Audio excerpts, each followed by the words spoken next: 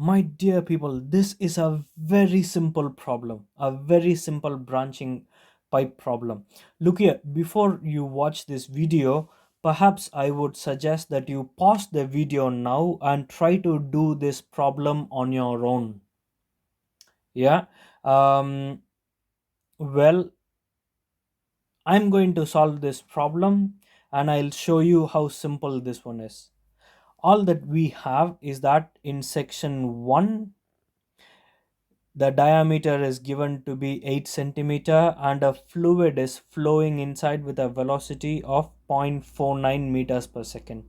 The pipe branches into two and the water also divides. So in section 2, the diameter is given to be 6 centimeter and we have to find what is the velocity with which the fluid is flowing out.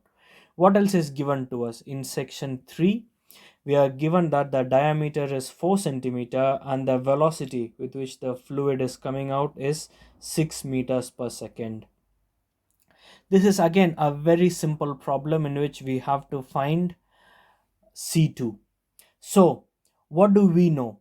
We know from continuity equation the volumetric flow rate V1 dot equals V2 dot plus V3 dot.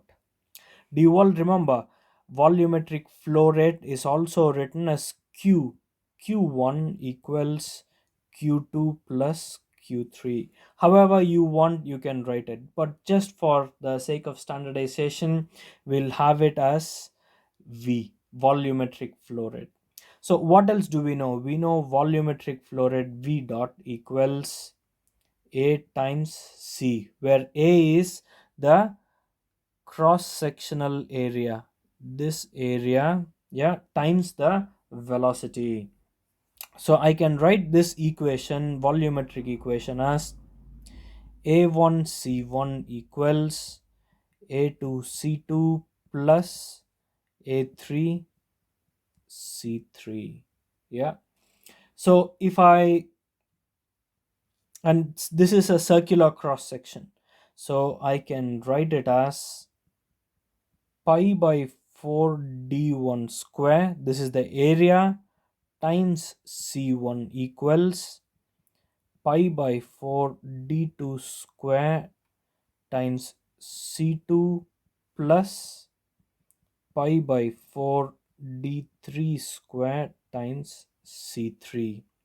Pi by 4 is a common thing as I can see everywhere, so I can just delete this off. So here everything becomes simple.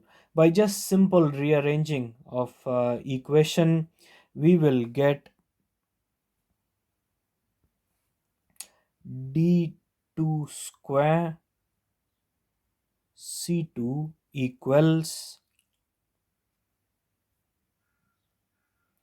d1 square c1 minus d3 square times c3.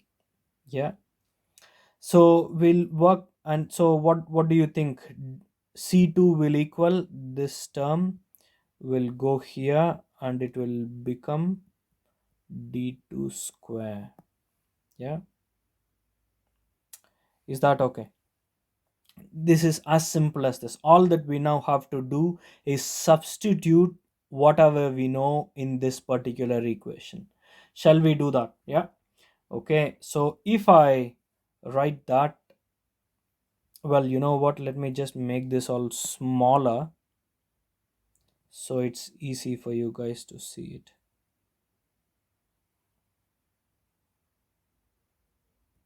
Okay, so let's solve this problem. C2 equals, what is d1 square? 8 centimeter. So 8 into 10 power minus 2 meter square times velocity 1 is 0.49 minus d3 we know is 4 centimeter. So 4 into 10 power minus 2 meter square times the velocity is 0.6 whole divided by d2 is 6 centimeter, so 6 into 10 power minus 2 square. I'm just putting it in the calculator, and well, I do not really, well, yeah, we need a calculator for this. I just want you to believe that I do not need a calculator. But I really do need a calculator. Okay, the answer I get is 0.604 meters per second. So this is the velocity with which the fluid is coming out through section 2.